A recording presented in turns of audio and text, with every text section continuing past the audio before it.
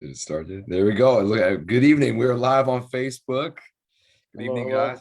Greg, Good Rich. evening, everyone. How's it going, man? Good to see everyone. Another day. More developments, more news items, more concerns. We're getting closer and closer to the day. David, Richard, how are you? We have an amazing guest that is joining us, that is with us now. We're gonna have amazing, interesting, pertinent conversations. David, cue us up, man. Yeah, no, thank you. We do have a really wonderful guest who I've had the chance to meet through the Bay Area Artsakh Task Force. We're actually going to host her later this month, June 28th, for a virtual town hall with the task force. But I have the privilege of welcoming Ms. Anna Astvatsaturian Turcotte. She's an author, lecturer, lawyer, businesswoman, and human rights advocate. And she's joining us late tonight. Thank you so much, Anna, for staying up late with us. She's on the East Coast. It is now midnight or 12:04 a.m. of Friday morning over there. But she's an Armenian refugee from Baku, Azerbaijan. And she's joining us tonight to talk about her recent trip to Armenia and the work of her foundation to provide humanitarian aid and conduct a full country census of Artsakh, including medical, psychological, and financial losses by its population. Anna, thank you so much for joining us on Arach Media. Welcome to Arach Media. Yeah. Not only is it midnight, I'm also jet lagged. So all of that, all of that. Yeah. Just very good. When did you get back? You just recently got back from Armenia. Yeah, but it's hard. I don't know. Coming back is always hard for me. Yeah, they do say that the jet lag sometimes works differently. Let's start with just like kind of how was the trip? I mean, besides the work that you did, how did you find Armenia being there? Obviously, I've seen some of your interviews, so I did a little bit of homework, but just in general, just an Armenian going to Armenia in this difficult time, how did you find the place? How did you see the country this time around? It's been a year and 3 months since I last went. So January 2020 was my last visit, and due to COVID, I didn't go in June. And I typically go, twice, 3 times a year. So it was unusual for me to be gone that long. And so with the, anticipation building up to go, plus the COVID situation, plus war, obviously it was a much more emotional trip than others. I found Armenia to be, from the very first moment of landing, everything's different. The airport is different because they're doing the screenings, and I spent a lot of time in Yerevan this time compared to other times because I wanted to get a sense of what was going on in the country in terms of the elections and my project. So, a lot of people complain that Yerevan is all about moving on and going to cafes and pretending that things didn't happen or not happening. I would say that that's not true. You see people doing their everyday things, but they're, sitting in cafes talking about Syunik, or sitting in cafes talking about the election, or what should they enroll their child in a university here versus there because they don't know what the future of the country holds, or buy a house, should we do that? Will there be Armenia in 2 years? So it's a lot of anxiety. You might not see it just walking down the street as a tourist, but I have a lot of family that live there that, close family member was injured in Shushi, and was there until November 7th. And he's and his family are afraid of another war, and are contemplating leaving Armenia. So that's the state I found Armenia to be in. That's really great because, oftentimes the news that we get can be so sanitized and almost like, don't worry about it, nothing's happening here. And it almost gives the impression that life is normal, everything's fine, don't worry about it. And so it's good to hear that there's some concern and there's at least they've got a pulse on it, because like I said, here it's been a challenge to get the right intel. And even going grocery shopping, my family mentioned that groceries are, doubled or tripled in some cases in price, and it's noticeable. The war has definitely had an effect on the economy and trade, and that the everyday table is affected. Yeah, I mean, from here it seems like there's two nations, right? There's Yerevan, and then there's everywhere else. That's kind of how it feels from here, but it is encouraging to hear that there is concern and discussion in Yerevan. Anna, why don't we let's start with why don't you just share your background, you yourself, and then how you started your foundation and the work that you're doing in Artsakh. Yeah, just provide some background. It's a loaded question. So Yeah, 20 Yeah. So I as any refugee from Baku, many of us settled in the United States, about 60,000 of us out of 350,000. Most of our Baku Armenians ended up in Russia. We all ended up in Armenia at one point, but life after Baku was very difficult in blockaded Armenia. So really the only option was for my family to physically survive the hunger and the cold of Yerevan was to come to United States. We were given a refugee status, and I came here in 1992. We were placed in North Dakota, so I went to University of North Dakota, and I was, when we first came, I was in 8th grade and learned English, and went to UND and came to Maine for law school and kind of lived a normal life, got married, had 2 children, had some health issues, and just wanted, to take care of myself and avoided all things Armenia because, when we left Armenia, we were not really wanted there. It's not a kosher topic to talk about, but Baku it's a good topic. It's a topic that I've been slowly getting the diaspora accustomed to. Yeah. Some issues that I think we are currently experiencing stem from that. So, but we can touch upon that later. But I think that dialogue needs to be in an adult manner discussed in a diaspora. There are certain issues that I noticed from that incident, and we can talk about that. Myself as a Tivlis Armenian. Small segue. Sorry, 1992. Which month did you arrive here? Yeah, so it was, there were a lot of resentments, especially my mom's. She wanted nothing to do with Armenia, honestly. And we sent money. We always thought, well, why spend $1,000 on a ticket when you can send $1,000 to relatives? So there was some avoidance of Armenia for about 22 years. And, frankly, with $180 that we had to come here, that was not something that we even contemplating going to visit. And so for 22 years, there was a lot of, helping the family. I really can't look at the news and what's going on there because it just reminds us of too much pain, escaping Baku and then being ostracized for being Baku Armenians and missing Baku and not speaking the language, Armenian language. So for 22 years, I avoided all things Armenia. And focused on human rights generally. Went to law school. I clerked at the International Criminal Court. Genocide, crimes against humanity, all those things I gravitated toward studying, and started a family. But when my daughter was born, I have 2 children. I started connecting more to how my children are being raised here and how life is still going on in Artsakh and in Armenia.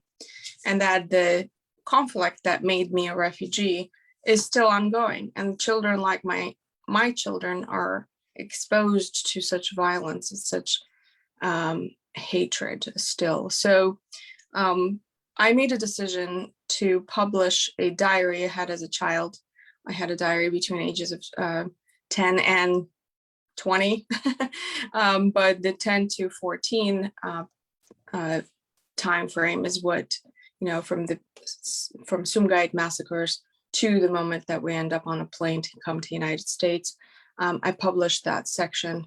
And when I was 14, I translated that section for my future children. And I always called it my book. And I didn't realize I was going to ever publish it, it was for my future kids. And for, I was afraid that, they won't know what happened to us. So I published it, and that kind of started my public life. I didn't realize that I would be invited to Capitol Hill, to the European Parliament. Diaspora communities invited me to speak in their churches and their community centers. So little by little, I started speaking about my book, and that opened a lot of doors to speak about the issues that you just mentioned, and Artsakh.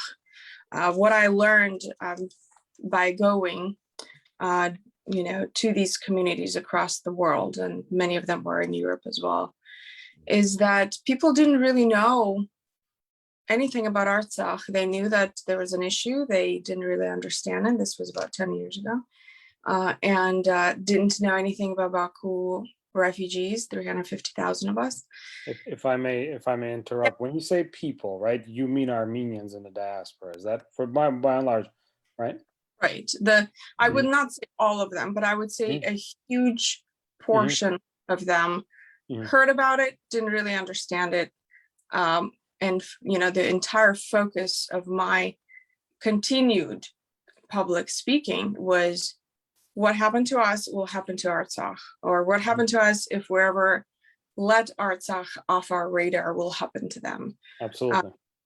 And so I started connecting those pieces, and I realized from, just speaking publicly about it and being a refugee myself, people were connected more than just reading a book about it, or, learning about it from a diplomat or a politician. So, and I began to use, the book, and now the book is kind of the gateway, right, to the work I did. So for about 5 years, I did a lot of public speaking on the political issues.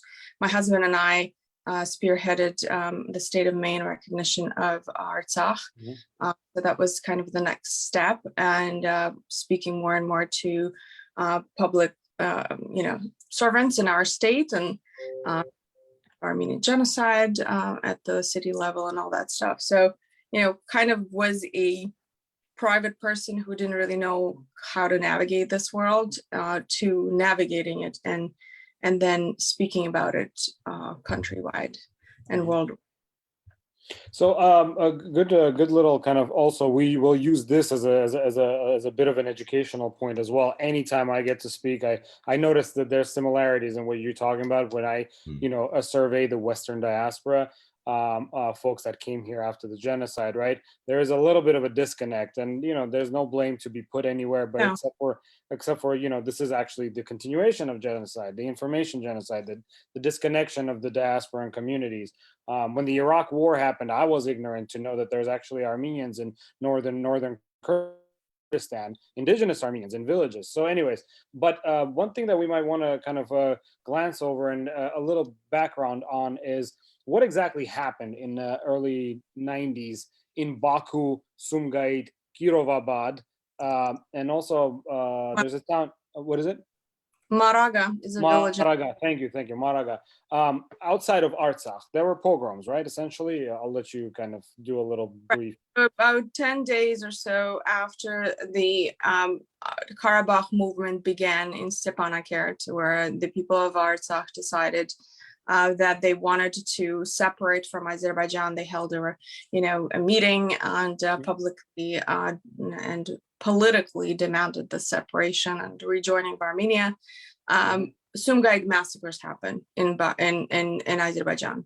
So in response to this peaceful democratic process, so perfectly legal, because Artsakhis were using the Soviet constitution to try to secede, Azerbaijan reacted with sending gangs to Armenian homes and killing them in Sumgait, which was 1998 February. I was 10 years old.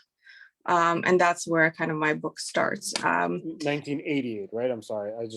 Yeah, and Anna, your book is, and it's available on Amazon, correct? And it's called Nowhere, A Story of Exile. We showed it, Rich showed it for a moment, but we have the link also in the feed, but yeah.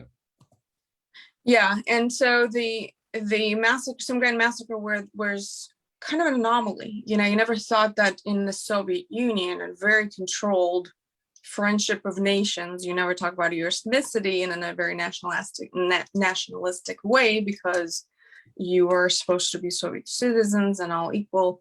To have anti-Armenian atrocities committed was mind-blowing. And it was not on the news, so people were talking to each other, family members. I actually have an uncle who observed it. He was from Baku but worked in Sumgait, which was about 30-minute drive.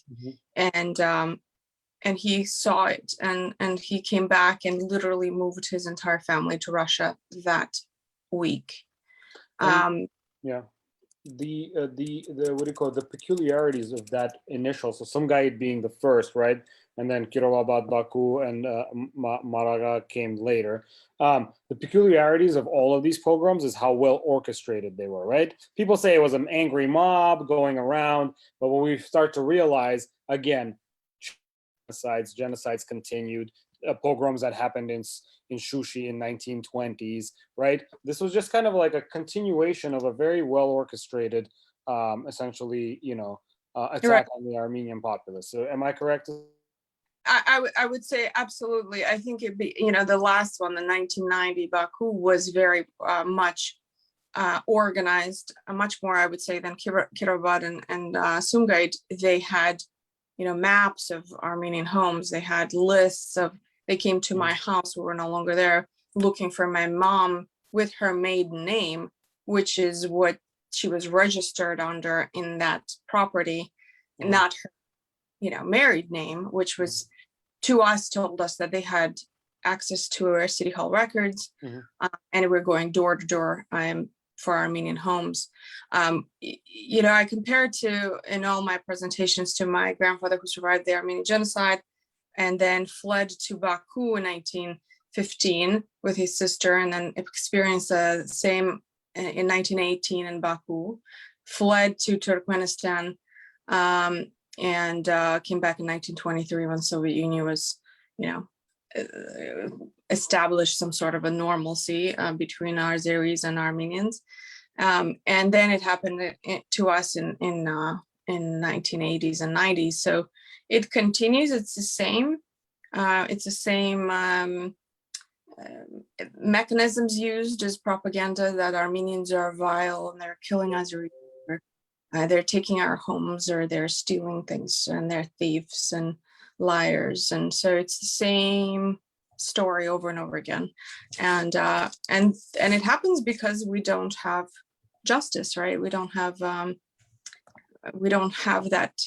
education that the Germans got after Holocaust. And that hatred continues to brew. Right, and we don't have an international mechanism to hold anybody accountable. And I think that's what many of us here, I can't speak for the rest of the diaspora, but I know the three of us on this panel have been working tirelessly, whether it be on the California side or whether it be even nationally, to raise the kind of awareness that's necessary, to put that kind of political pressure. But we obviously need a lot more help, and we need more people to get behind the movement, because otherwise no one's going to be held accountable, and that's a problem. Well, I think that what's missing, and I think we've observed in this war, is that leadership from the Armenian government, this administration, last administration. I went to, 18 and 20 airplane flights in 2018. It was the 30th anniversary of Sumgait, and the government of Armenia was not commemorating it. Not in their embassies, not in the community, not in Yerevan. And so I made sure that there were events around the world commemorating the 30th anniversary of Sumgait, and I went to God knows how many places. That wouldn't happen, frankly, if I was an Azeri. Azerbaijan would do everything possible to elevate that story or that message, and that's because they know what their national interest is, what their national focus and goal is, and perhaps because they lost the war. I don't know. Maybe in 30 years we'll be a lot more focused.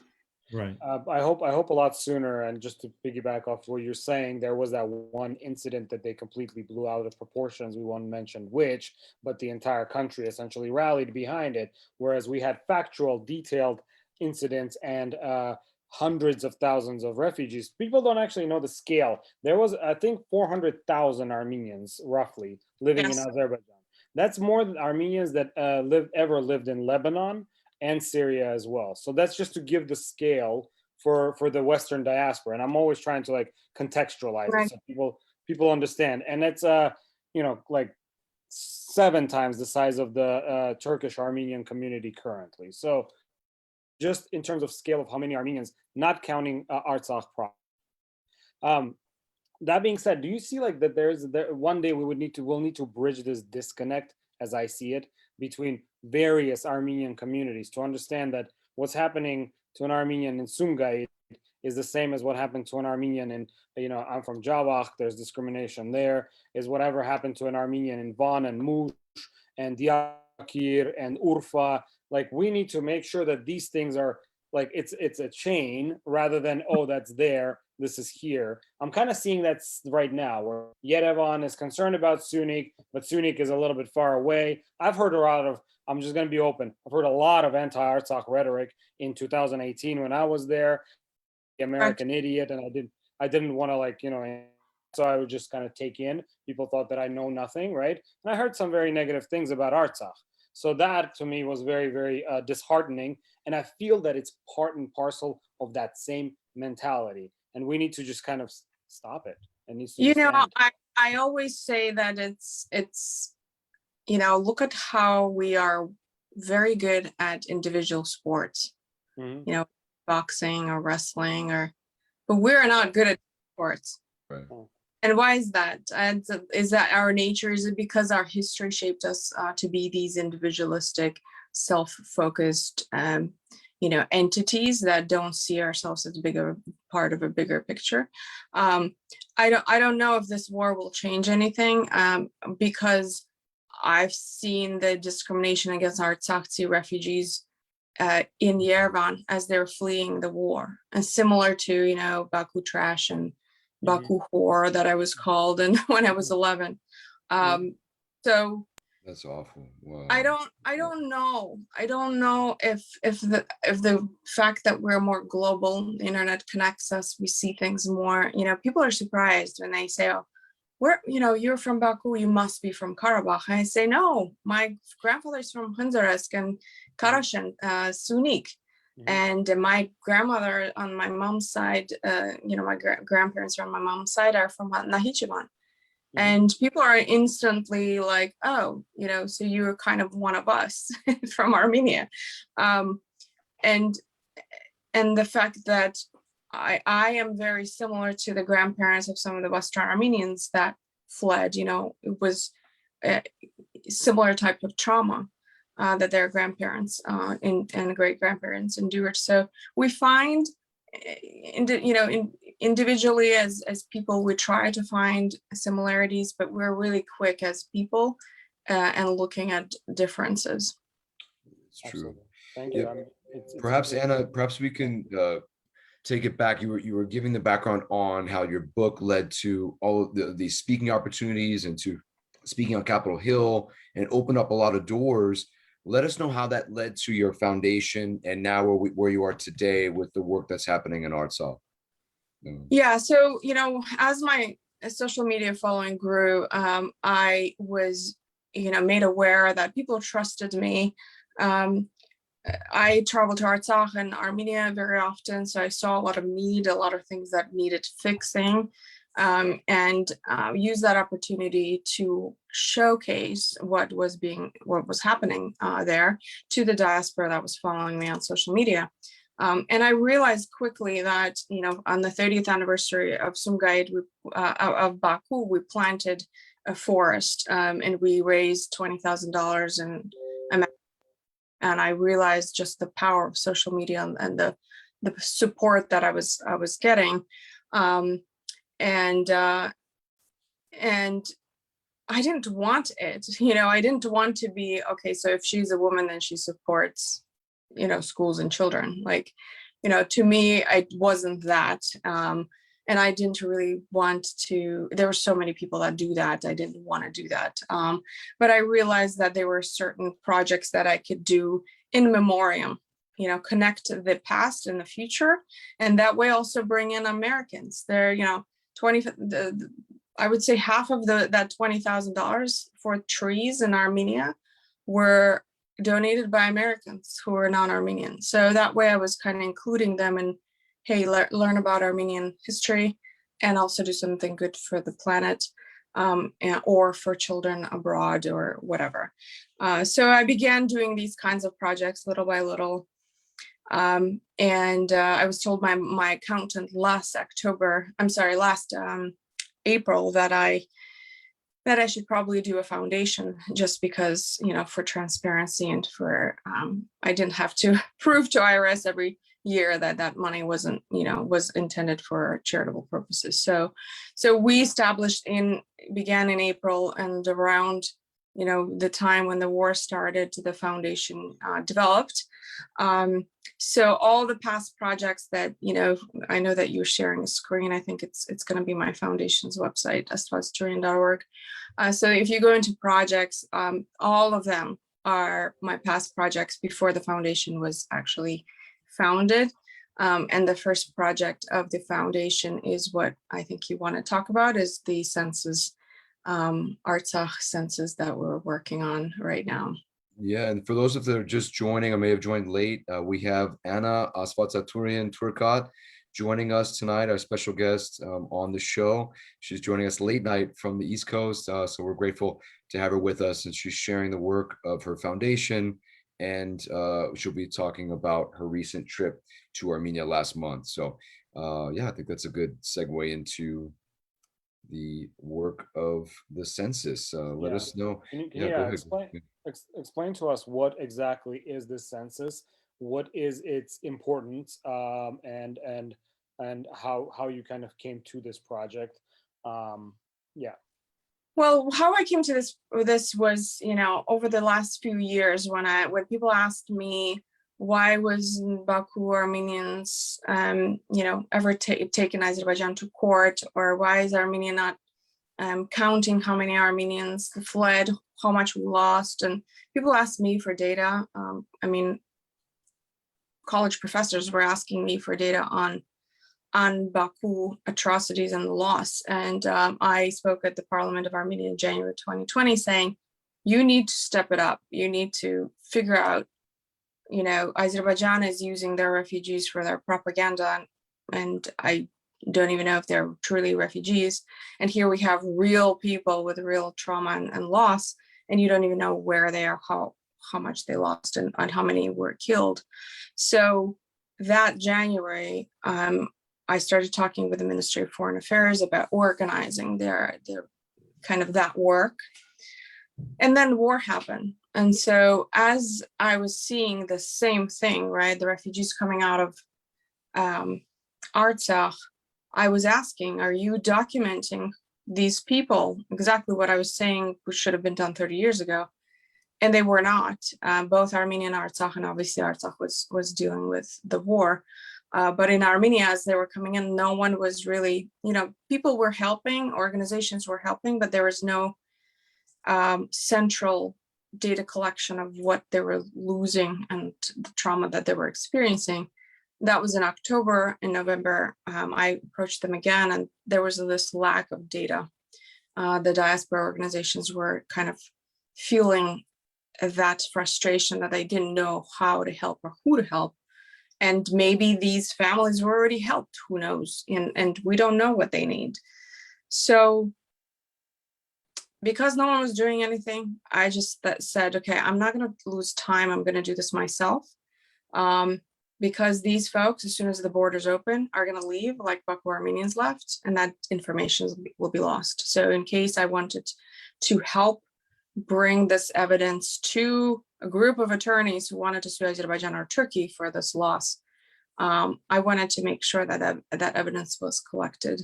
So I contacted several members of the parliament. They connected me with already people that I knew at the Yerevan State University. who are social workers and teach social work. And they connected with the Association of Social Workers of Armenia. We've talked to Armand Tatoyan, Ombudsman of Human Rights Defender of Armenia, and Artak Beglarian. And with that group, we came up with questionnaire. It's a 45-page questionnaire on medical, psychological, and financial property loss of these families. We started fundraising, which after the war, with all the distrust that the diaspora was feeling, it was really hard to raise the money. We're still fundraising. We're still about $17,000, $18,000 behind. But we were able to hire 120 Artsakhtsis to do this in Artsakh, and about 100 people in Armenia to do it in Armenia. Most of them are in Artsakh, so it's very easy to kind of go door to door. We decided to do the entire country. First, it was the displaced, but then we realized people who weren't displaced also lost a lot of things, like a job in Shushi or a summer home in Hadrut, or blown up house in the middle of Stepanakert. So it turned into a full country census rather than a needs assessment of displaced. I'm actually an interesting segue into. So first of all, a couple of things that you touched upon that I want to kind of amplify is the need for fundraising, and we want to promote that importantly, because I feel what you're doing is incredible work. You answered my question I had. Should the Armenian government be spearheading this? Clearly, yes, but definitely not doing it. I am a winemaker here in California, and I have a lot of friends that actually had wine projects. I was connected to the Artsakh winemaking community there. They all lost their vineyard, obviously, and some lost family in the war. So it'd be awesome if they also are kind of plugged into the project, because we constantly in our network say, hey, I know you lost a lot, and I know this is a conversation of, material gains or whatever, but it's important.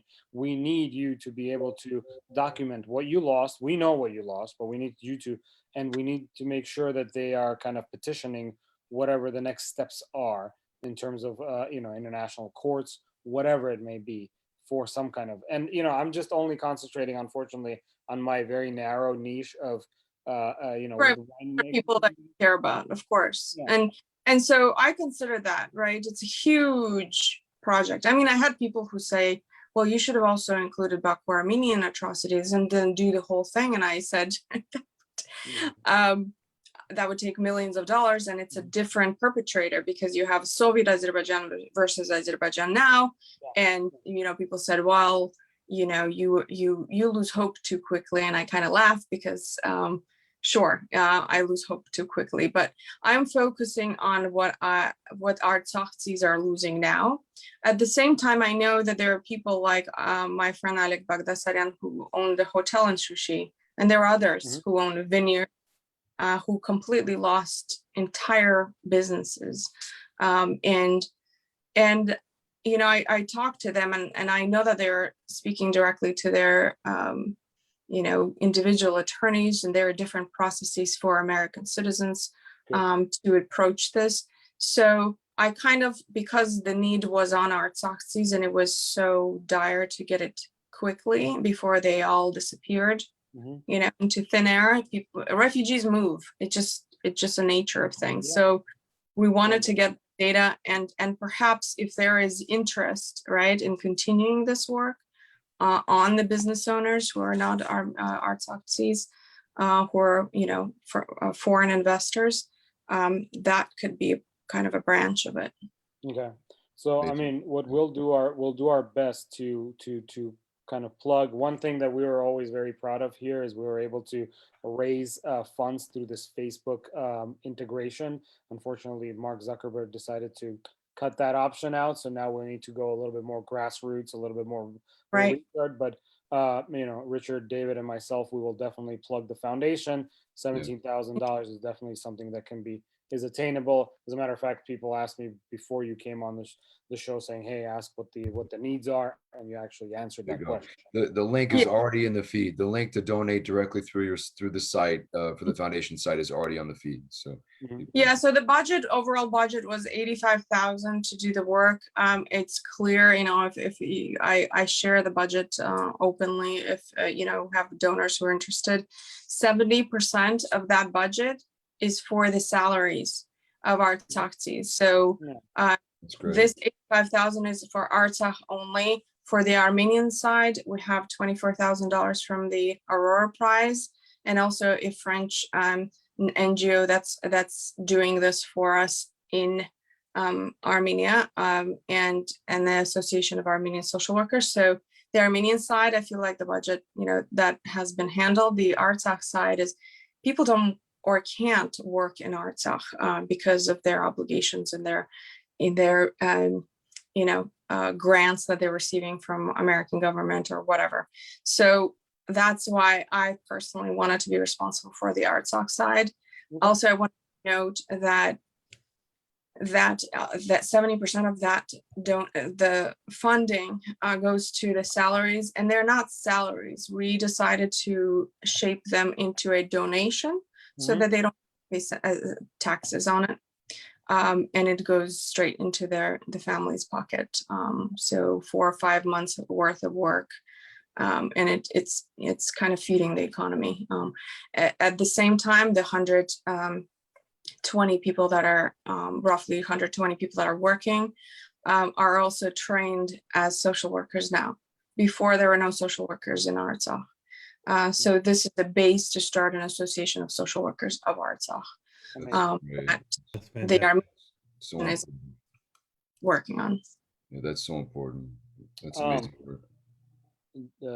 I'll actually this is overwhelming news, and very I'm very happy that we made this connection and that we're able to spotlight your organization, and I think we will help you with the necessary donation. The Bay Area community has been good in those realms before, and we have a big contingency of Baku Armenians and Armenians from Azerbaijan in general. So we'll make our rounds. Thank you.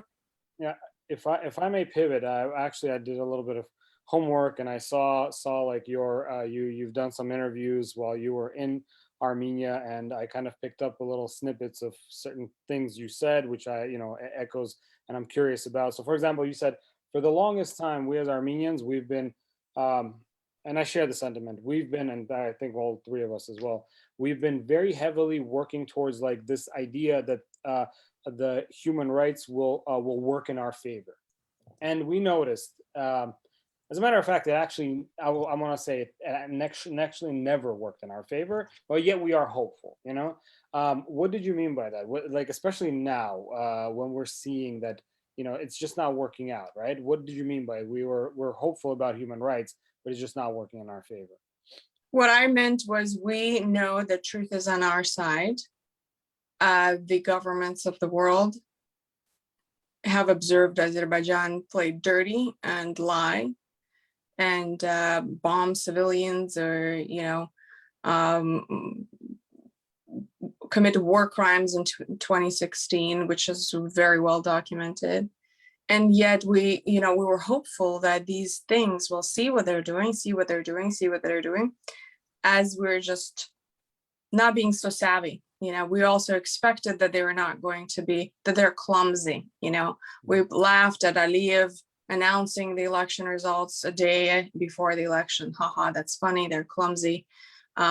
But we underestimated how savvy they are, especially with the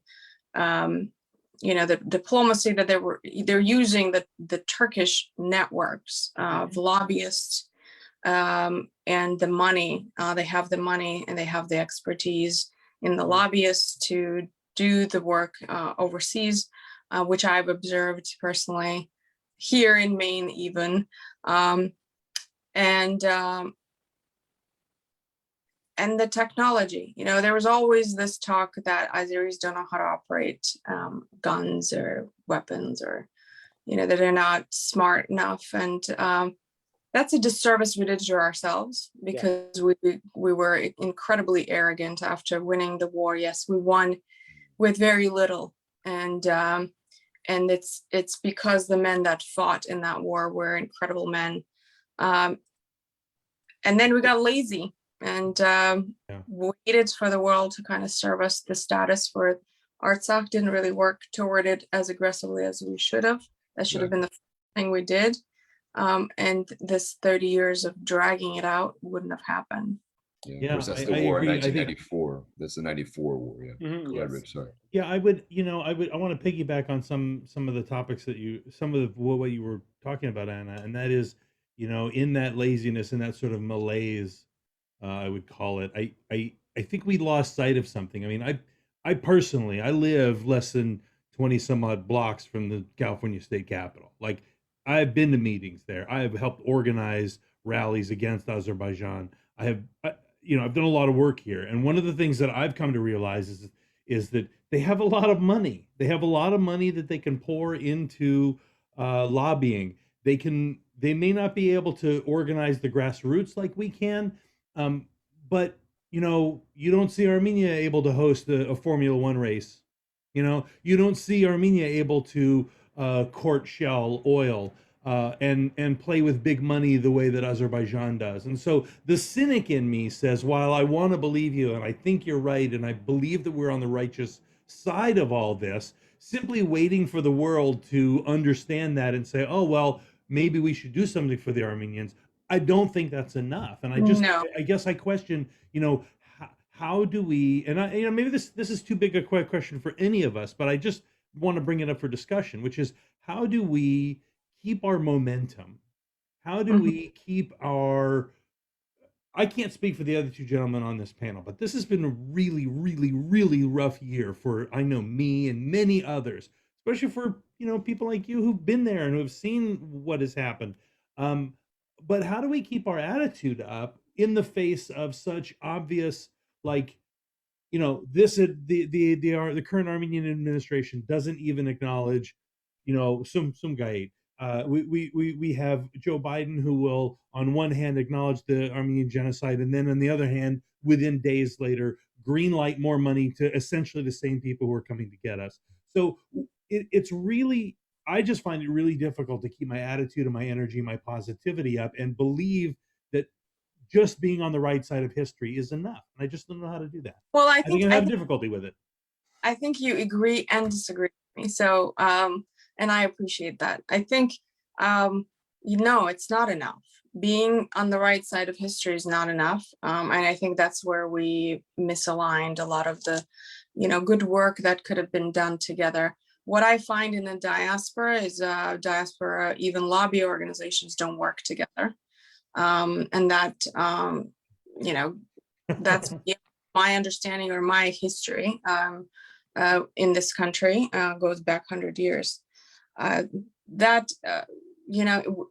the fact that the government of Armenia doesn't communicate a clear national objective of what that is, to direct all those resources, whether or not we have money. I always said, and I still truly believe, even despite this war, that yes, Azerbaijan has money and oil, but we have diaspora. We are everywhere, and they are intimidated by that. We have to, we have to be, and I hate to say that because I know the diaspora has done so much politically, to say we have to do more. I think, after such a defeat, we have to regroup. We have to have leadership in Armenia that understands what the next 10 years looks like. At this point, I don't even know what next week looks like in Syunik. So 10 years looks like, and try to get there. What are the steps to get there?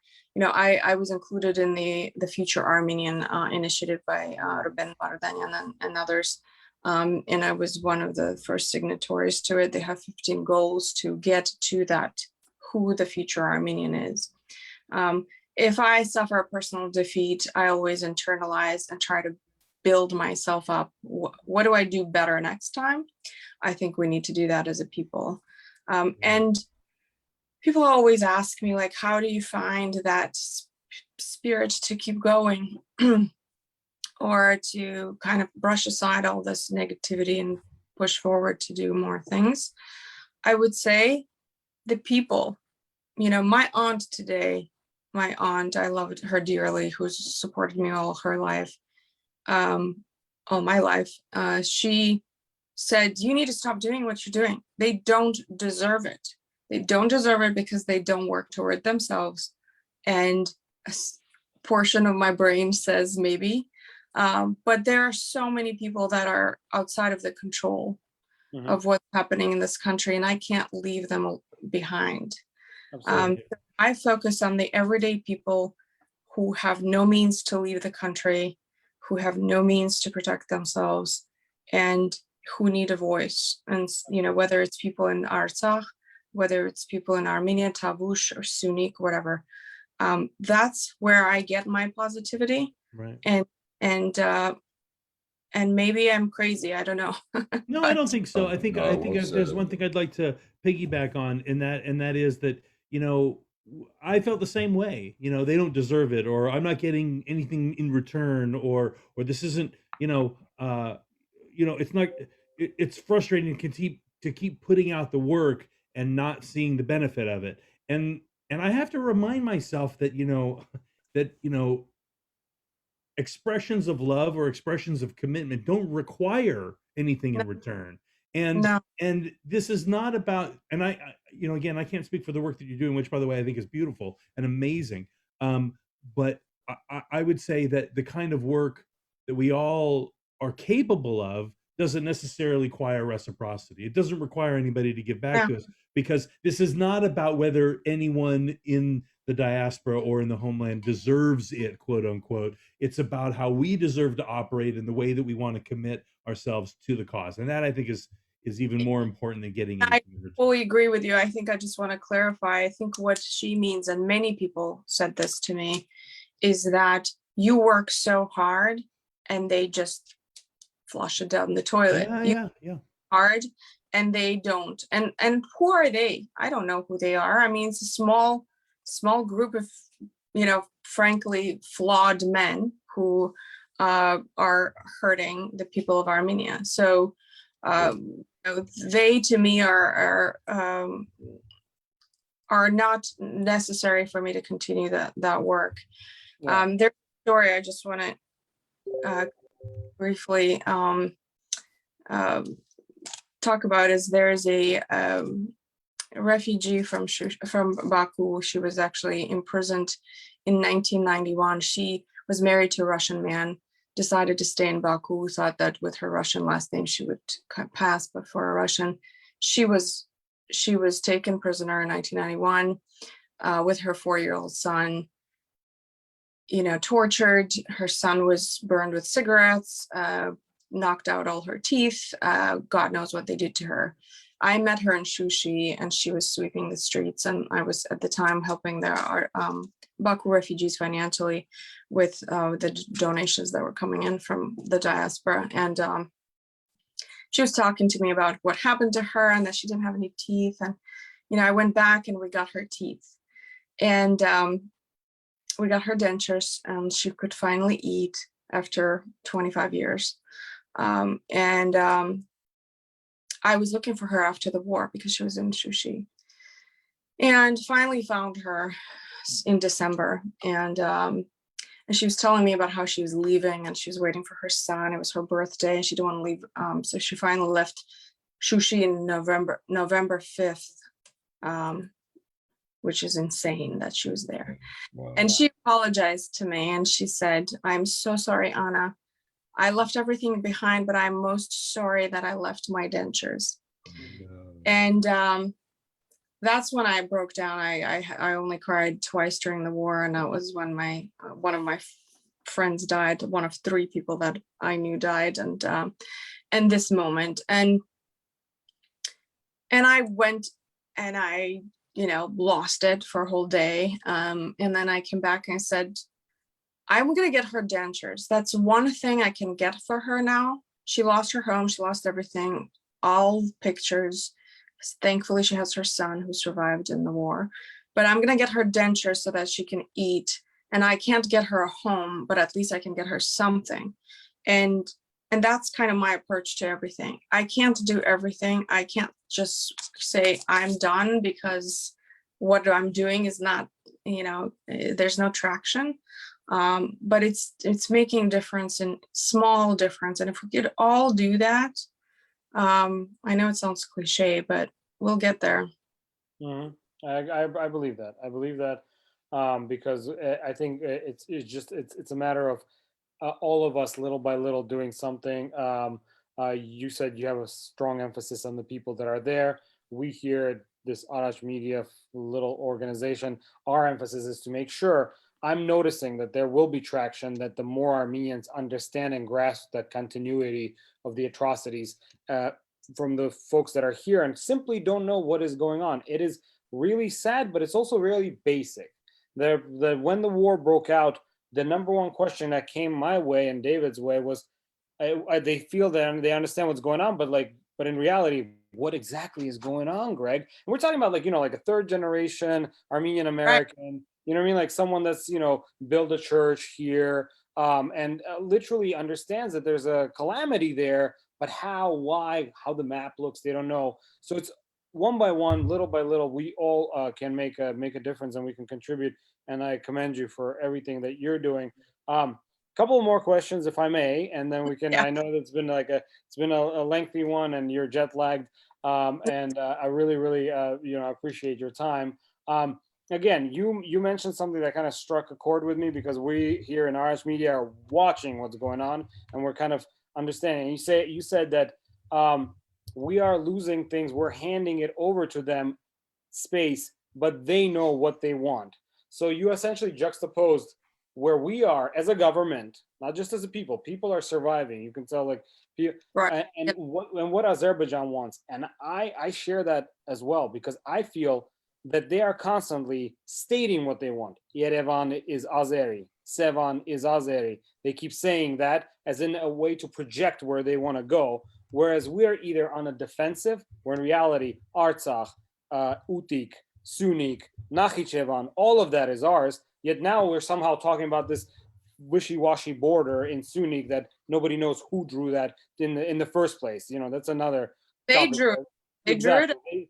Mhm. They're But, hashtags not going to help us. yeah. Strong Armenian government statement is going to help us. Strong relationships with our allies, whether we like it or not. Yeah. I would say, and to cab drivers in Yerevan who say, who should I vote for? And I say, vote for someone who will provide security. And that's who is going to, that's start. You can't have economic development without security.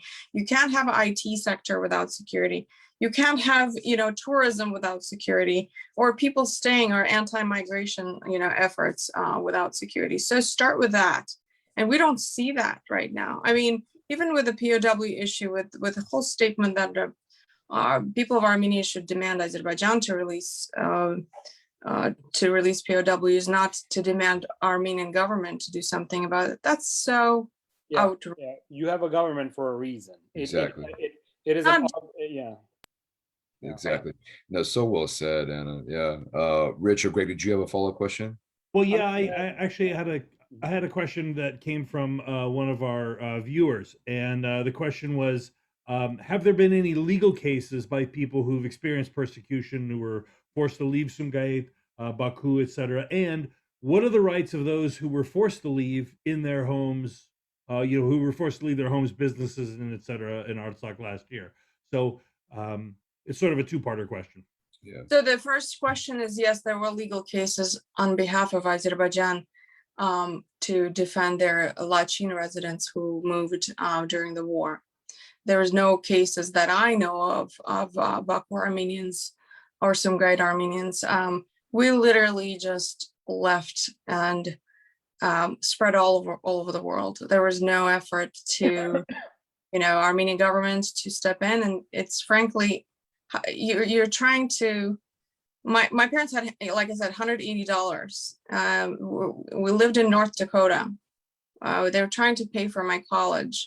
Forget suing Azerbaijan, which takes millions of dollars.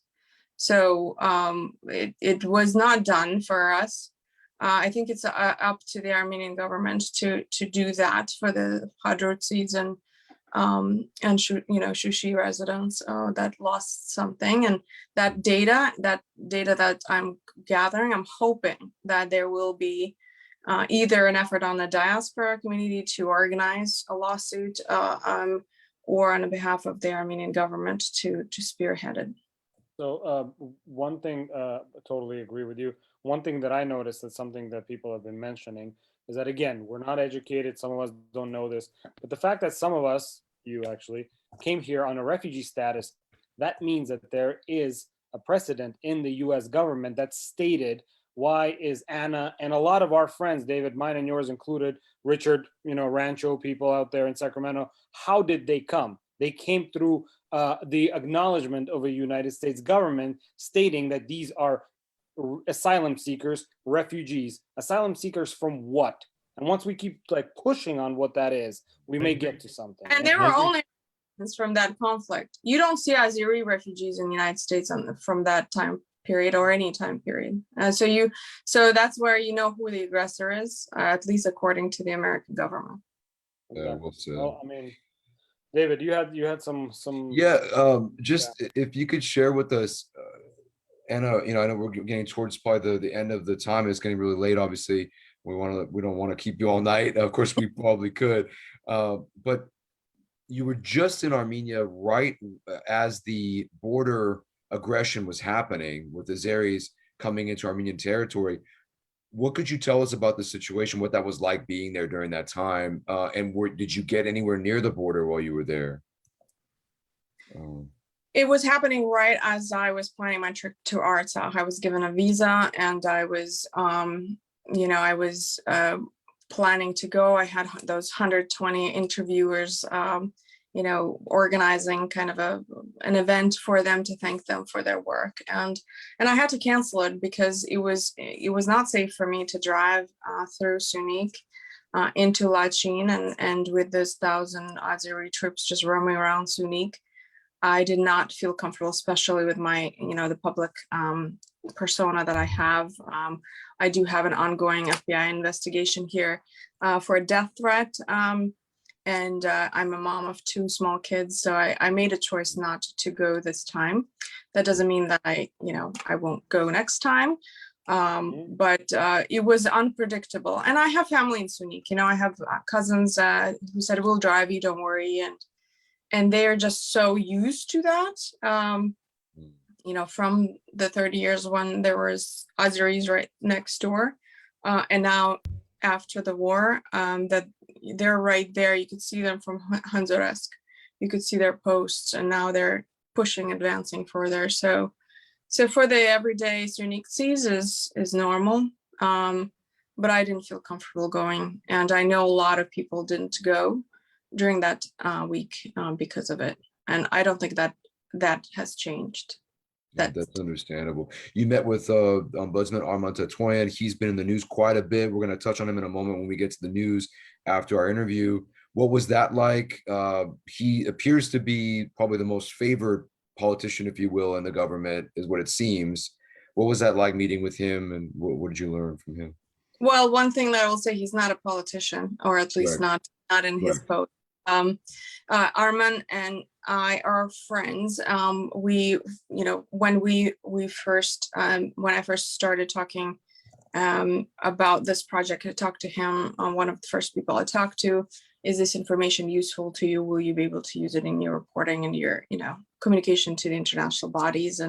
And he said yes. So we've been working closely. He contributed the questions to the questionnaire. So meeting with him was a very official, but at the same time, very comfortable.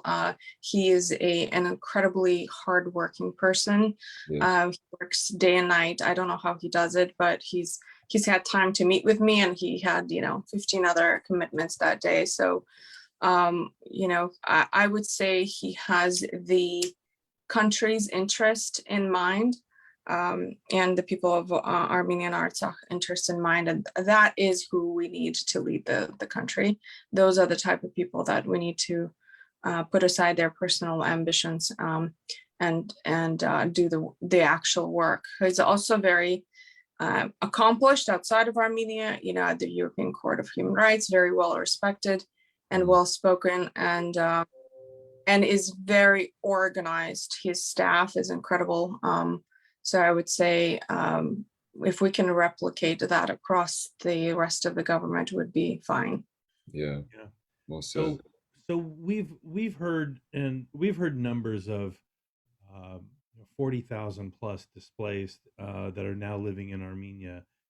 Do you have any idea what the numbers are like actually of the people from Artsakh who are now in Armenia, or There's are they just gone? 1,000 families. I would say about 5,000 to 6,000 families in Armenia. It's not 40,000. Okay. Okay. Many of them went back because they didn't have the right, it was temporary housing, or they felt that it's hard because a lot of them are my friends. So they're weighing out, okay, we're promised housing and security. So like security and no housing, or housing and no security. So they kind of have to weigh it out. And sometimes they don't have a choice but to go back because they lived in shelters or old, orphanages or something like that. And I remember those days as a refugee living in those conditions, and we didn't have an option to go back to Baku. But it's not an easy life, especially when you have children. And but many of them have suffered psychological trauma that they can't go back, even the ones that didn't lose a home. I know families like that just jump at every sound and just can't imagine ever going back to Artsakh. So that's, those are in limited numbers, but that happens. The majority of them went back. And this is what this census is doing. It's I know that it sounds like census. I don't know how else to describe it. It's a data collection, and it feeds right into the Ministry of Social Affairs of Artsakh database. So they have real-time data as to, okay, these families are living on the street, they need help immediately, and they get helped right away. So, and then there are long-term plans. Okay, these families are the ones that need housing, and we're going to build it in 2 to 3 years. So the woman whose dentures I helped provide for the second time, they're living in hotels. Yeah, this is absolutely amazing, Anna. Thank you so much for your work. I mean, you are doing the work of governments, and it's amazing to see that one person. You've built a team. You've hired staff in Armenian Artsakh, which is amazing because you're helping fuel the economies there, and you're helping the people there with jobs. Right. And you have taken this on. It's a very, very large task that you've taken on, and it's really, really amazing work. Thank you so much for your work, and thank you for highlighting.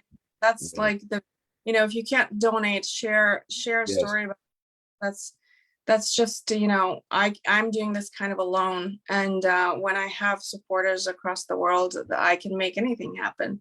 You just have to have that kind of determination and that plan. And without a plan, I'm a risk manager by, attorney, and I work in risk management and compliance and banking. And you can't really have a plan without data and evidence. So that's right. That's what I'm trying to do, is kind of the foundation of rebuilding Artsakh, whatever that means. Right. It is data. Yeah. So, we've said it before, we could probably ask you questions all night long, but obviously we don't want to do that. And we're deeply grateful for your time and your energy, and of course, all the work that you're doing. The thing I would ask is, what can the viewers of this video or live, what can our viewers, what's the best way for them to support you and to support this process? Is it to amplify? Is it donations? Is it to contact you to see how they can help you directly? What would your ask be? If for this project specifically, we're wrapping up in the next month. So, that's $17,000, $18,000 that we're short. That's important to pay the staff and I, I know that there are many different groups that are working to get the funding, and I'm so appreciative because without them, I wouldn't be able to start this project, let alone finish it.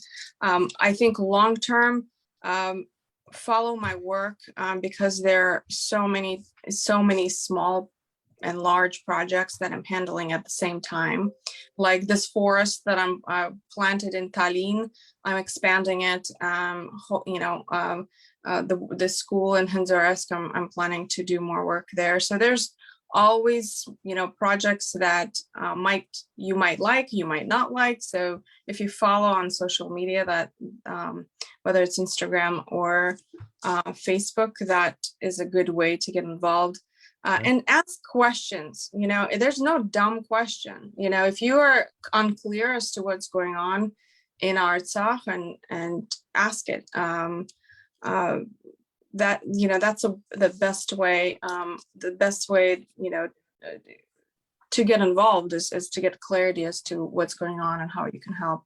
And for political processes, I didn't know how to talk to my senators. I didn't know how to organize an event with to recognize Artsakh or to push for an Armenian cause issue. I kind of figured out by watching others. So you can do it by just watching me. And if you have questions, always reach out either on my website or on social media. I answer everyone myself. So. Well, that's fantastic. So I went ahead and I put the links to your foundation, both the social media links that I have, which is Facebook and Instagram. They're currently up on the feed right now. So anybody who's watching this can go ahead and look and pay attention and get involved. And so, my ask to everybody would be, if you can donate and also donate your time. We, at Arach Media, we are constantly asking people to get involved. And to call their senators and to call their representatives and push for specific legislation that's up. We got to chip away at it. A huge community, and you can do so much. In Maine, we have about 250 to 400 Armenians in the whole state, and we are so. It was just me for a while that was active politically, and then we decided that 4 or 5 of us can make a difference. And we got Shelly Pingree to join the Armenian caucus.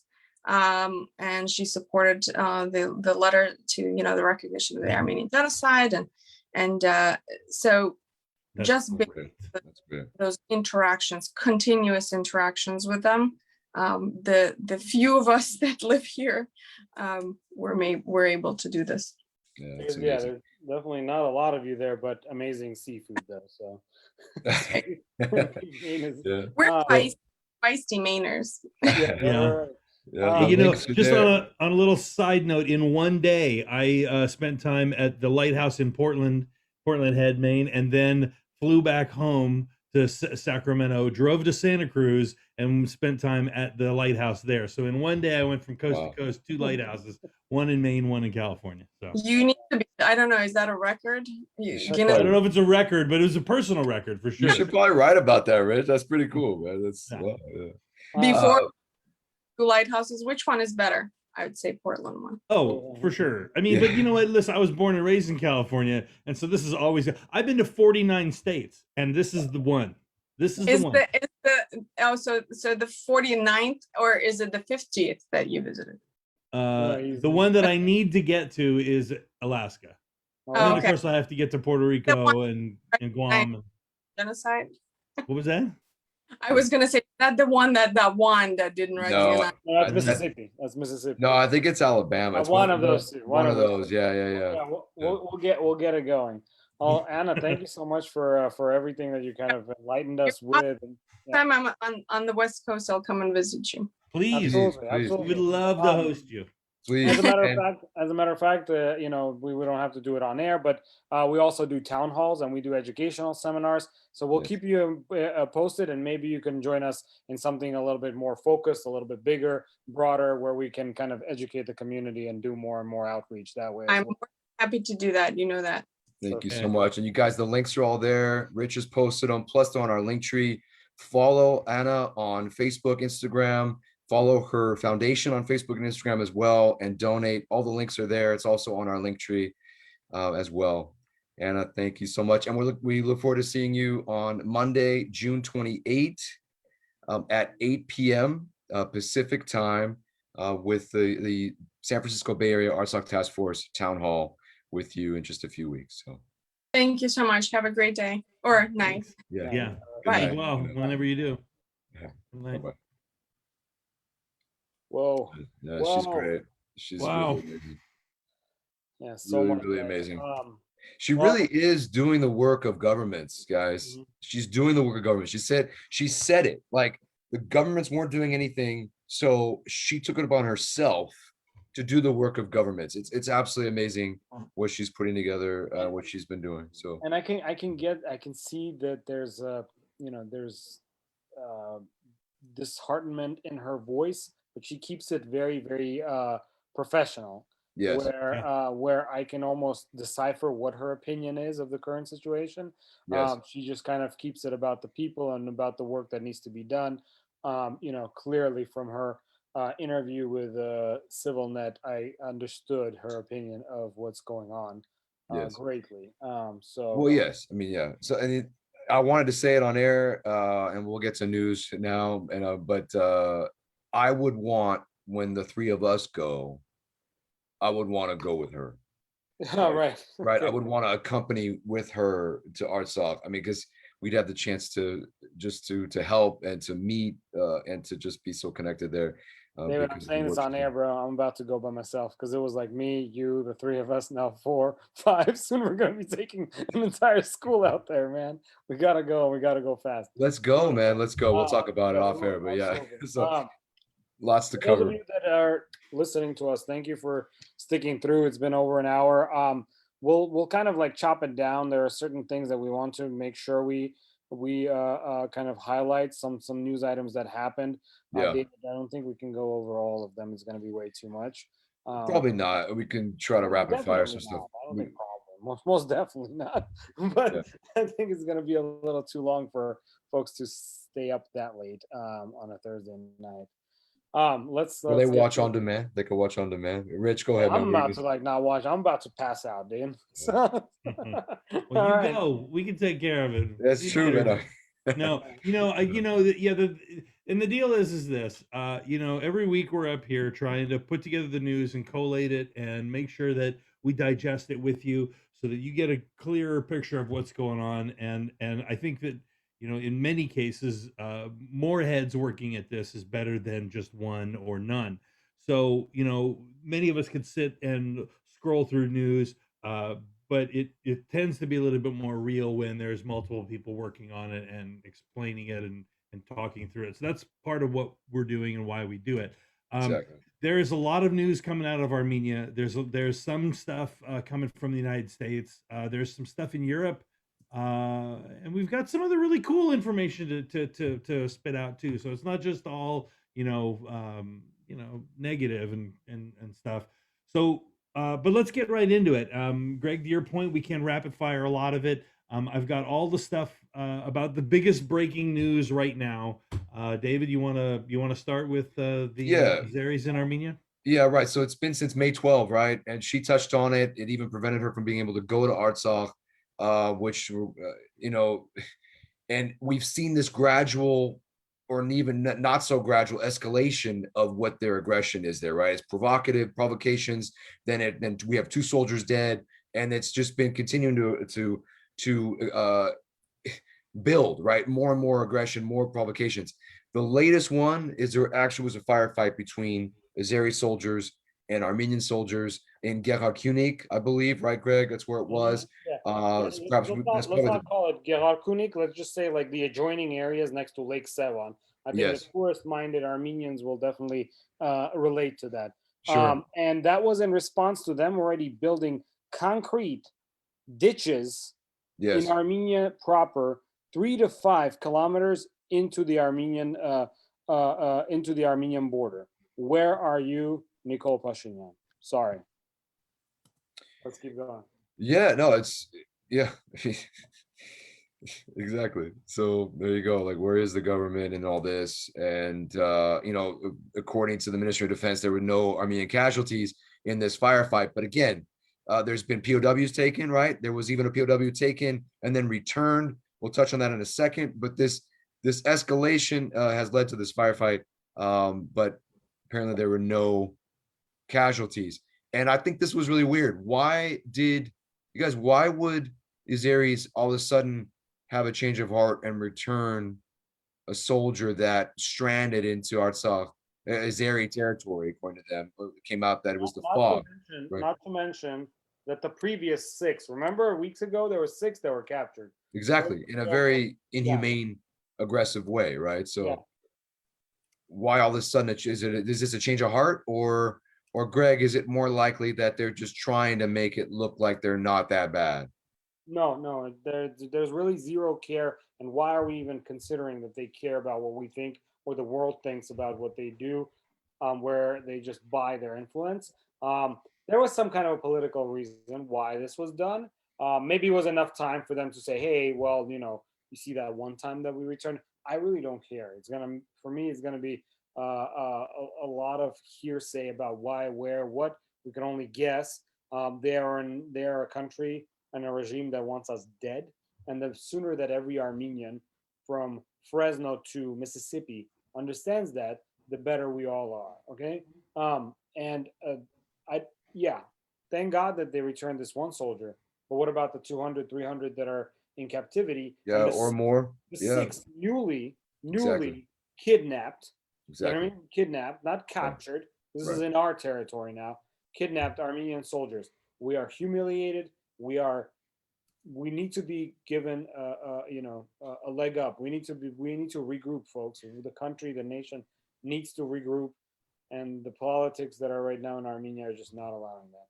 Yeah, it's very toxic, which we'll get to that in a second. Greg, you took the words right out of my mouth. How, yes, there's 6 more POWs as of just a couple weeks ago, in addition to the hundreds that were already there. So I mean, look, we've seen this aggression and provocations escalating, right? There was even Azeri servicemen trying to steal horses from Armenian shepherds in the border region. And then, like you said, Greg, perhaps we should show the video if possible, Rich, of them actually conducting construction on Armenian territory. Should we share that I'm already video? on it. Yeah, there you go. So look at this. So, and Greg, what was this on Friday? I was coming to meet you as we were going to meet Rich last week, and my heart sank when you mentioned that to me. And here they are trying to build. What, like, what the heck's going on? What is going on? They're fortifying. That's what's going on. They're building trenches. They are trying And to roads, right? And roads in other areas, not in this particular location. But so, anyways, let's not dwell on this. This is insane, and this is insanity. There is no government, man. There's like nobody except for this poor ombudsman that is, as Anna mentioned, he's not even a politician, man. Right. And I'm sorry I called him that. She's absolutely right. So the like Anna just talked about, right? He's the only one that's really standing up for these things. But this construction apparently was taking place in Gerhakuni, like you said, right there next to Lake Sevon. That happened on June 7. And apparently Armenian subdivisions demanded that they stop immediately and remove their equipment, and they were able to get them to stop. But again, it's just continued provocation. Yeah. So perhaps we should touch on the ombudsman that you just mentioned, Greg. Sure. That's good. So the ombudsman mentioned that the the current rhetoric that is going around Armenia, yeah, actually more so regarding the demarcations, right? He's calling out the current government completely. There are 2 things that he mentioned, and we can then merge them into 2 so that we can kind of maybe Sure. 2 items, and then we can segue into the election debacle. We are failing in the implementation of this the demarcation, which, by the way, If anything scares me more is the Pashinyan government handling the demarcation. What demarcation means is that forever and ever, without contesting, I agree, David, that this is your fence and this is my fence here, okay? And one of the issues leading to this statement is the complete resignation of the assistant of the foreign ministry, okay? These are people that are understanding that something's about to go down that is so egregious that they cannot stand around. So this is again, and the ombudsman is saying that the handling of the demarcation, which should be very carefully analyzed, which should be very carefully, because Anna mentioned this. Imagine if this Davajan opens his mouth and says Artsakh is actually part of Azerbaijan. Right. You don't know the amount of damage that is going to do. Right. Davajan means traitor, by the way, Traitor, for those yes. that may not know. So his quote, "This is why the government fails its positive commitments, makes inadmissible mistakes in guaranteeing the rights of its citizens, and first of all, in guaranteeing common life of bordering population." And correct me if I'm wrong, this is directly related to what the Azeris are doing on the border right now, right? And not just the border, they're 3+ miles into Armenian territory, not just on the border. Am I understanding that right? Yes, completely. Okay. Okay. So that also the second statement that he mentioned, which was kind of in response, and Rich, I don't think we have it queued up. It's okay. In response to the bickering, essentially, Pashinyan's been making loud statements about how he will grandstand. And well, first of all, let's rewind 2, 3, 4 weeks back. He said once the election cycle, he said that once the election cycle starts, you will see there will be positive traction on the issue of POWs. Right. So I'm sorry, bro. Are you telling me that this is a political thing? Clearly it is. Number one. Number two, the POW issue is obviously at the forefront of a lot of people, right? Not the Armenian government in Yerevan. And he's noticing that that's becoming a little bit of a thing. And he's making some very, very like street level talk rhetoric about how you probably saw it on the news sites, how he mentioned, I will exchange my son for all of the POWs. First of all, what kind of a statement is that? What are you even talking about? Are you intoxicated? Right, Pashinyan said that, right? Pashinyan, Pashinyan said, yeah. which just seems absolutely absurd, right? But going back to Tatoyan, the ombudsman, he's calling out he's multiple things about the elections, right? The toxic election rhetoric on all sides, but then also what you just touched on, Greg, manipulating the return of POWs during the election campaign not only increases tension, not only makes their return more difficult, but it's also disrespectful to their families. He demanded everyone to stop, which is absolutely just unheard of what's being said. Yeah. Okay. All right, let's queue up. What do we want to talk about next? Which item on the list?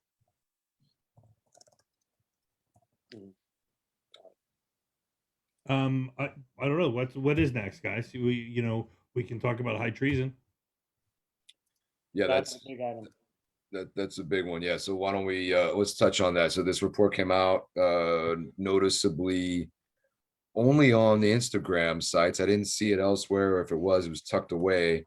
But that apparently there's a report about the actual treason that took place during the war. But no, but it wasn't. I'm going to always set it up the way that I've heard it. There was a report stated by Pashinyan that soon you, us, the sheep, will hear about the possibility of that there was a high treason in the Armenian government. And then days later, we get this report that there were people, infiltrators, essentially in the NSS, which is the Armenian what do you call it? The FBI equivalent, right? That have been working for years now, apparently, a lengthy time, that have been what do you call it? Traveling back and forth between Armenia and Turkey and Azerbaijan, where they've been kind of essentially, I don't know, turned or whatever, purchased.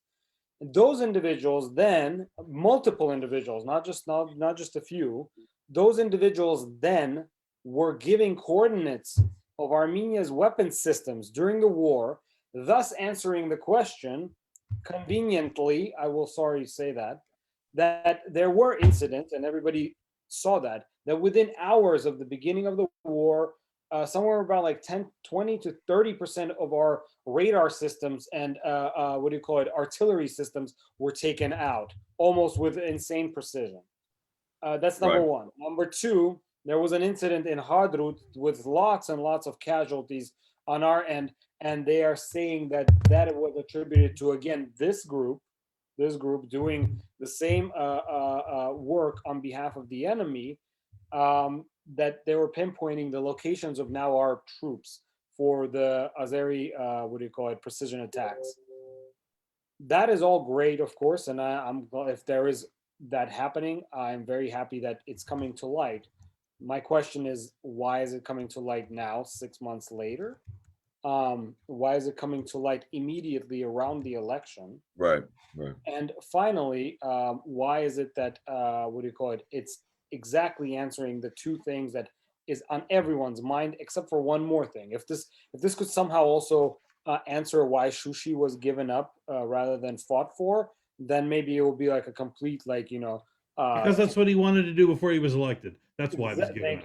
Thank you, Richard. I didn't want to sound like, again, remember, me and you are part of the. I mean, let's just cut to it. He said he wanted to get rid of it. I bit my tongue when we were talking about this with Anna, but the reason that in my brain, in my space, the reason that Artsakh wasn't on the agenda is because it's not supposed to be on the agenda. He wanted to get rid of it a long time ago. So for him, this is a done deal. We've already moved on. We already sold our back 40. You know what I mean? We already got rid of our backyard. So a lot of the data appears to point that appears that way, right? And just to clarify, it's the NSS, Armenia's National Security Service, that, according to this report, exposed this case of high treason involving 2 former Armenian servicemen, or it was a former Armenian serviceman that was actually awarded medals, badges, and honor certificates.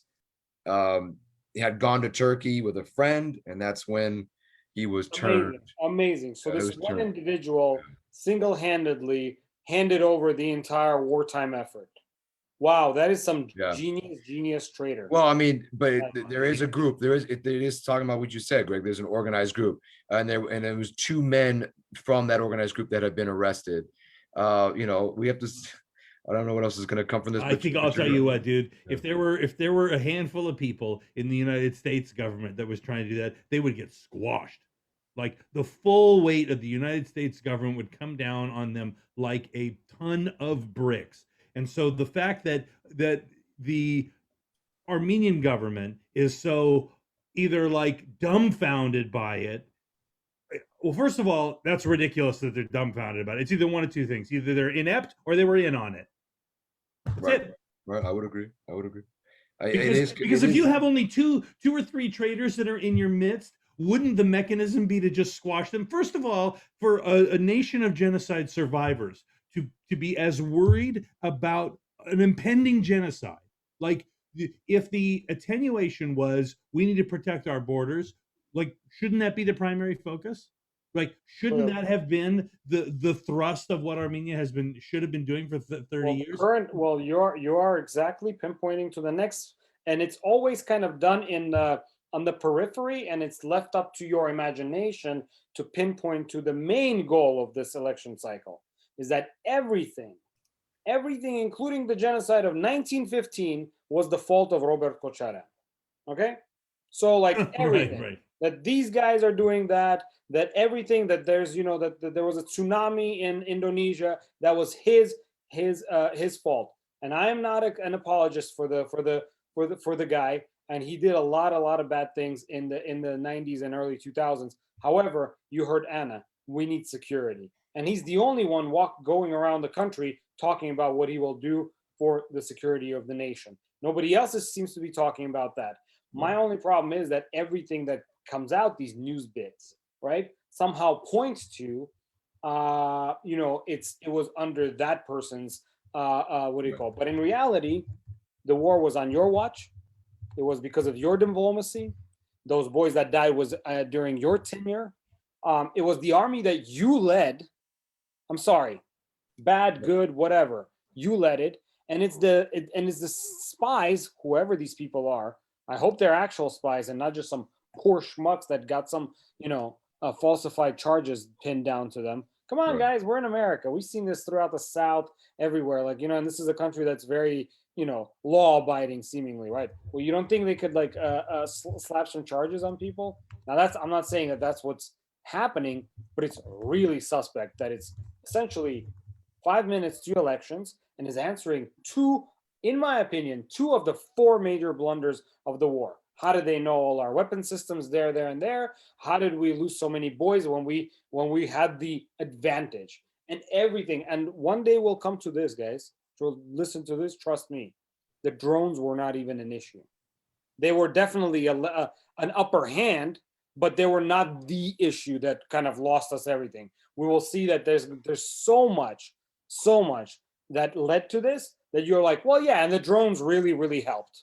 You know what I mean? Okay, well, I don't disagree with you. I just think that all reports up to this point have been that the drones were just, At least early effective. on, at least early on, right? Yeah. Yeah. So look, I mean, we're gonna have to keep following this, and we'll share as we learn more. I did think it was very strange that this was not really reported, or I couldn't find it on all of the other Armenian news sites other than Instagram, the Armenian report. I thought that was very odd. I'm not sure why. Maybe I'm missing something on the other sites, but I thought that was very strange. But I read that too.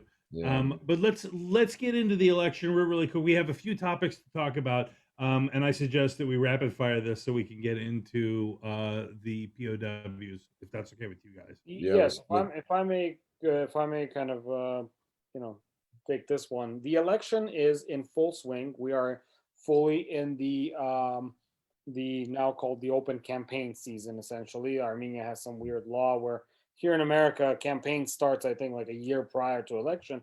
Where in Armenia, like the campaigning season, I think, starts 20 days prior to the election, and we are in it right now, full swing.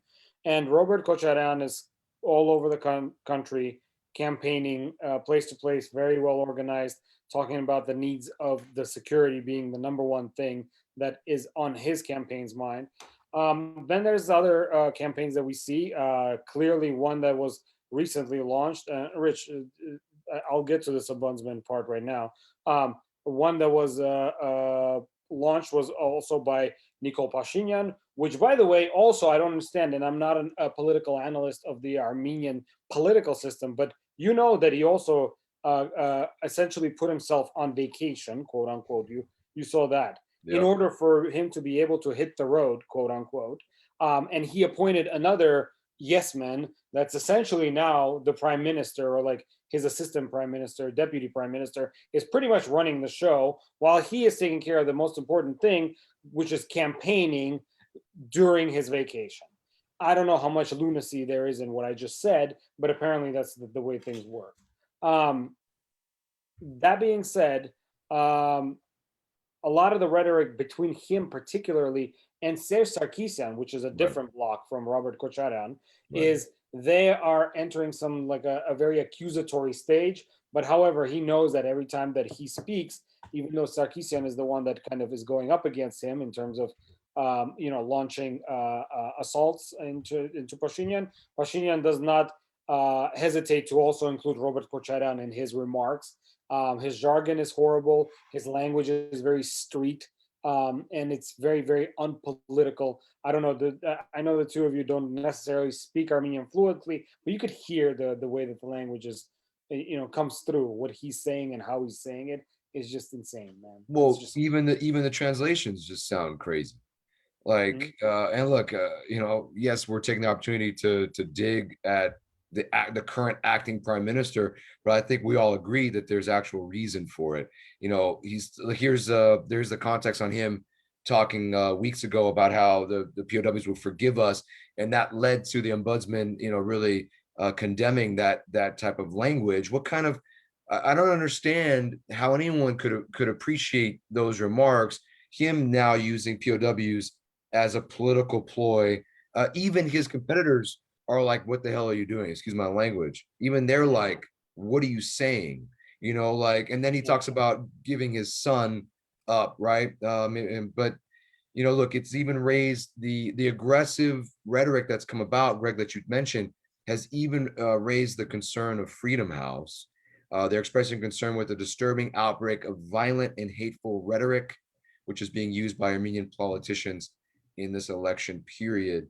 And it was actually the ombudsman that reported about that. So, you know, we wish we heard more from Freedom House during the war, but now they are coming out early during this campaign. Yeah, I believe. Yeah, I believe it's a horrible. You know, notice how all these international bodies come out when Yes. it's not during the phosphorus and the cluster Exactly. bombs and the attack on hospitals. But Exactly. immediately when there was like a supposed military coup, suddenly all the NATO and the European Union, everybody comes out and hurling some sort of accusations like, hey, even today, actually on one of our links, I don't know, Rich, don't worry about pulling it up. It's said something about State Department, or I read it in Asbar as something. State Department, the United States State Department is asking both Armenia and Azerbaijan to practice restraint on the border. Yo, bro, it's They've been my saying it. Yeah, home that's getting attacked now. yeah, they've been You know what I mean? saying. Like, what restraint? Well, yeah, exactly, and then exactly, they've been saying that for a while. That's actually a good segue, Greg. Should we touch on some of the U.S. response to all this? As late as it is in the whole thing, what's going on? They are making statements, and they have repeatedly told the Azeris to withdraw back to their positions of May 11. Of course, Azeris are not listening. Yeah. Why should they listen? Why should Exactly. they listen? There's no U.S. presence in the area. We don't have a flotilla of warships. We don't even have an aircraft carrier nearby. There's not going to be any consequences. Not to mention the fact that Biden already gave them, gave them $100 money. million. So what does it matter? They're going to be like, well, go Yeah. ahead, tell Yeah, us, back off as much as you want. Nothing's going to happen.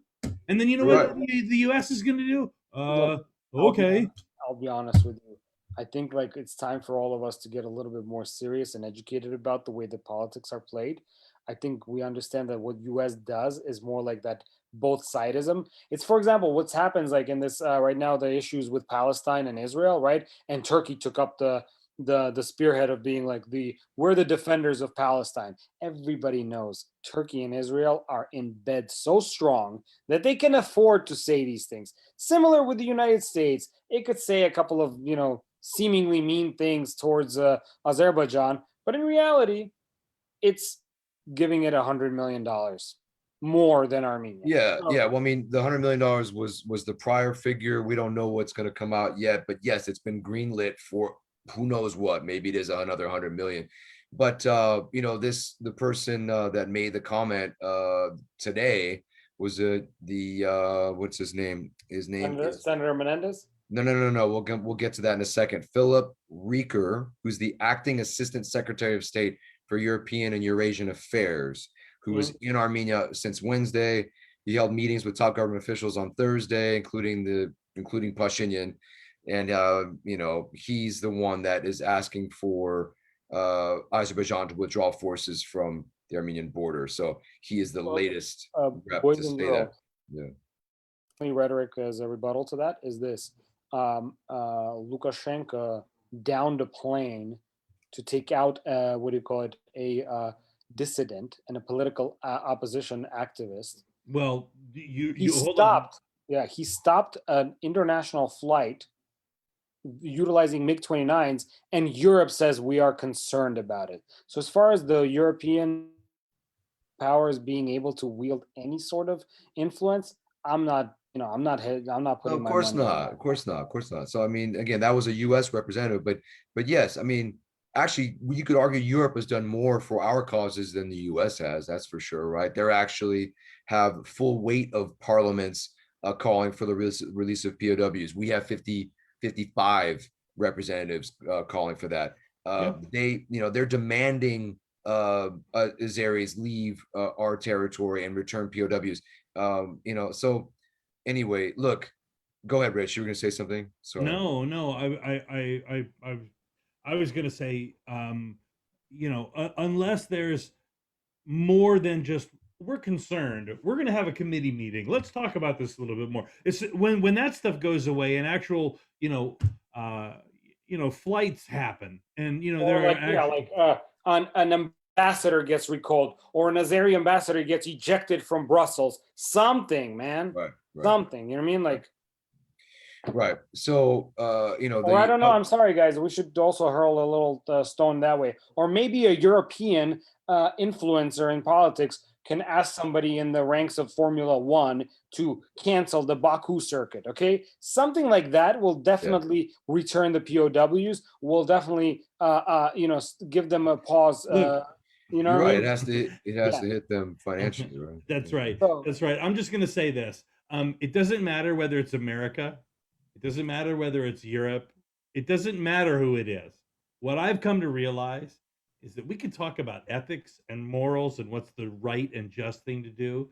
But at the end of the day, it's all about the money, man. It's all about geopolitics and money. Exactly. That's it. Exactly. Geopolitics is money. Right. I want to say that. Yeah. Right. Well, yeah, and location, right, for conflicts and so on. But yes, largely money. So there's a couple of topics that I wanted to talk about really quickly. One is the European... Rich, if I could pause you just for a second, man. The one thing that we were showing was about we can be thankful. I'm actually going to send a personal thank you to Congresswoman Barbara Lee, because she was very vocal. There are a number of senators and representatives that have spoke out against and questioned the waive of Section 907. So that is something that's happened in the last few days. So that's all. You showed those already. We just didn't mention it. But thank you for allowing me to mention that. Go ahead. Yeah, for sure. So there's a couple of pieces of news that I think are really important that have come from Europe. And so I want to show them really quickly. Maybe we could talk about it briefly. And we have approximately 16 minutes left in this broadcast. The Commission on Human Rights has approved Armenia's request. It says Azerbaijan should, says interim measures against Azerbaijan should remain in effect. And while I think that's great, I think that, more pressure needs to be put on them, and, in a real-time basis. The other one I wanted to talk about is that this is interesting. The Turkish president Erdogan says, basically he's gonna screw NATO, Europe, and Israel. Now, these statements came, not that recently ago, but if you read the article, you'll see that there's documentation saying that he's basically trying to play everybody. Not that we didn't already know this, but it's interesting to me that it's actually come to light and people are spreading the news about that. So I will tell you this. This is a great topic. He is the #1 trade partner of Israel. He is recipient of multi-billion-dollar what do you call it? What does it mean to be part of NATO? It doesn't just mean for them to just kind of be in an alliance together, the most powerful alliance in the world. It's a lot of joint operations. It's a lot of intel and technology sharing. You think Erdogan's gonna go walk away from that? If Iran thinks that that's what he's saying, they are even more gullible than Russia. Okay, Turkey will never, watch me, will never leave NATO, ever. It's way too much to gain to leave that, and the West is gonna play with it all the time, right? And is gonna try to kind of woo it or try to reprimand it, whatever it is. But the West also needs this monstrosity in its realm to either kind of collect all the fallout from the refugees and or have be the staging area for, I don't know, invasions into whatever the next arena of disasters the Western world wants to hurl at the Middle East. Okay, so no to Israel statement, that's BS. No to the NATO statement, that's BS. And no to the Europe statement, it will not, because it's a recipient of a lot of European dollars. So the fact that people are even allowing this psychopath to sit down and have these conversations either tells me that the world is getting more and more disconnected, namely Russia and Iran. He will sell Russia and Iran the first minute that he has the opportunity to. For sure, for sure, for sure. I don't disagree with you. The couple other topics that I think are important to talk about before we begin to wrap up. I found this very interesting. First of all, this shows you the kind of power that money will bring. This is really all the next couple topics are all money driven. Okay, so the U.S. state-run broadcaster RFE-RL fires a Canadian freelance journalist over pressure from the Azerbaijani government over his coverage. Recently, Perfect. there was, some coverage over Nagorno-Karabakh, or, as we know it, Artsakh, and the Azeris put pressure on them, and they fired him. Yeah, that's So- Neil Hauer that was Yeah, fired. that's right. That's Yeah, right. yeah. So it's worth reading the article. I'm not going to dive into it all, but I'm just talking about the kind of pressure that is being put on us through diplomatic measures and through through commerce. Yeah.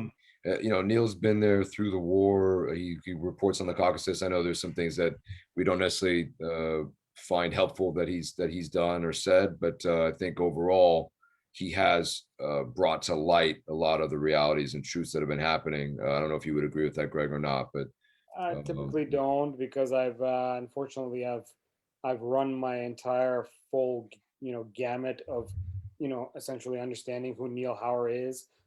He's a journalist. To me, tends to be a little bit more of an opportunist. And by the way, he's working for a CIA-funded Radio Free Liberty. So I don't care. I don't care. I don't care. Go away. No, I get that, and Yeah. I'm not. That to me isn't about bringing up this article. Isn't trying to champion the man. This is No. trying to showcase that we need to get, as a diaspora and as an Armenian government, we need to be able to have that kind of clout to be able to put pressure. No, Richard, I'd actually wager that what you said points exactly to the low point that we are. A very tepid, both sidist journalist working for an anti-Armenian news agency still got his ass sacked because he said one or two things seemingly anti-Azeri. So, understand how bad things are. Yeah. again, geopolitics and money. Yeah, and that brings us to the next one, which is this Wall Street Journal article about the Turkish and Azeri use of drones. As you can see, they're all draping the flags over themselves because the Peanuts cartoon Linus clutching his blanket. That's what they do. Those who are so hyper nationalist tend to be the weakest and most terrible people. But at any rate, I just love how the Wall Street Journal has just this nonchalant way of saying, armed low-cost drones made by Turkey reshape the battlefields and geopolitics. So basically, it's like this. They might as well be talking about the new Honda that came out. Right. This is great and fuel efficient. But what they're not really. They even talk about how it's helped turn the tide against Russian-backed forces. Now this is interesting. The missile-equipped drones built with affordable digital technology has helped turn the tide against Russian-backed forces in Syria, Libya, and Azerbaijan. Really? First of all, where was Azerbaijan? Where was Turkey during? Where was Russia during this whole war? They weren't anywhere. This is just a great way of being anti-Russian at somebody else's expense, right? So a little bit of clarity there. Let's not forget. Also, the Russian-backed forces. No. Turkey also kicked ass in America's former allied forces, as in the Kurds, that we completely dropped the ball on and withdrew. So left hung out to dry. Hung out to dry. Absolutely. Shamefully hung out to dry. Absolutely. Very, very shamefully. And the rest of the world kind of saw that. So Yeah. America, you're kind of starting to lose your edge in that. And also, it mentions Turkey's war. I'm glad that it mentions Libya.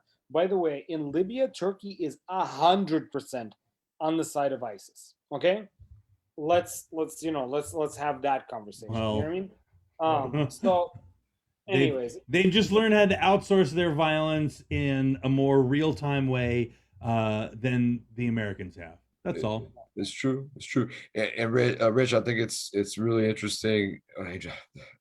My adjectives are bad. The fact that the Wall Street Journal published that is eye-opening, right? And glad that you shared it. I trade daily. I day trade, right? And I do not read the Wall Street Journal because of this, but also it goes back to the bias. They published the Turkish Coalition of America Anti-Armenian Genocide Recognition ad, and they were the one publication, or one of a few, that did not take it down and apologize. They said we something to the effect of we publish controversial things, or we do this on purpose. We basically acknowledging that they do it on purpose. Whereas other places, when Armenian community came out and Kim Kardashian came out and called it out, other publications apologized for running that ad on April 24. This is 2015, 100th anniversary. So they had a full-page ad. So there's the Wall Street Journal for you. But yes. Right. Anyway. Well, so before we wrap up, because we only have a couple more minutes left, I think we'd like to come in under the 2-hour mark, which let's even wrap it say up. that out loud is out of control. But to those of you who have continued to watch us, we really appreciate it. For those of you who are watching this after the fact, we also appreciate you as well. We hope that you got a lot out of the session with Anna. There's a couple pieces of really good news. One of them I've got a link for, and one of them we could just talk about briefly. This is a really big deal. While we are struggling with Armenia and its borders and the political situation, the chaos that is around it, as Armenians, we have a lot to be proud of in terms of our lineage and what our people are actually achieving. David, do you want to breach this one? Sure. Yeah. It was really, really great to see this news. I believe it was just a couple days ago that the world-renowned maestro Konstantin Orbelian was just appointed the principal conductor and musical director of the New York City Opera. It's a world-class opera, probably one of the several top 10, top 5, top 3.